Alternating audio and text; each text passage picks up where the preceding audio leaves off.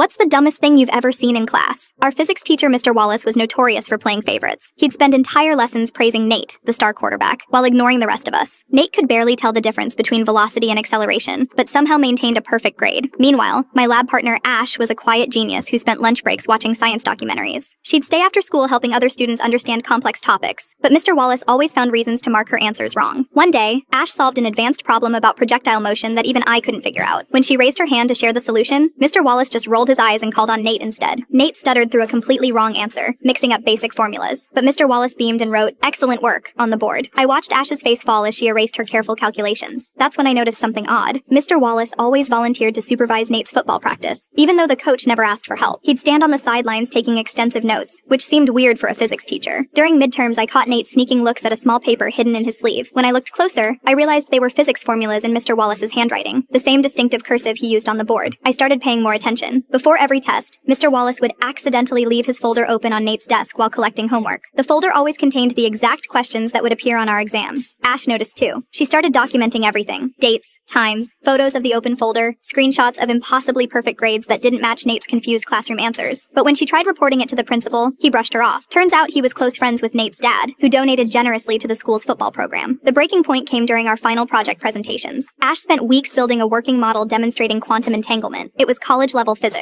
Meanwhile, Nate did a basic presentation about gravity using a tennis ball. Mr. Wallace gave Nate an A+ and failed Ash for not showing her work. That weekend, I helped Ash set up a hidden camera in the classroom. On Monday morning before the first bell, it caught Mr. Wallace slipping test answers into Nate's desk. But that wasn't all. The camera also recorded him editing grades in the system, changing F's to A's for half the football team. We took the footage directly to the school board. They couldn't ignore video evidence, especially when we revealed copies of every doctored grade, every leaked test, and every coincidental folder left open over the past year. The investigation revealed Mr. Wallace had been rigging grades for athletes since he started teaching. He'd failed dozens of brilliant students like Ash to maintain his curve while giving free passes to players who could barely pass basic physics. The school board fired him immediately. The state launched an investigation into his teaching license. But the best part? They had to review every grade he'd ever given. Ash's quantum entanglement project was re-evaluated by actual physics professors. She didn't just pass, she got special recognition and a guaranteed spot in an elite science program. Nate lost his football scholarship when his real grades came to light. Turns out universities aren't impressed by students who can't tell the difference between force and mass. The last I heard, he was taking remedial physics at community college. Mr. Wallace tried getting another teaching job, but the investigation followed him. No school would touch him. He ended up working as a janitor at the same stadium where he used to watch football practice.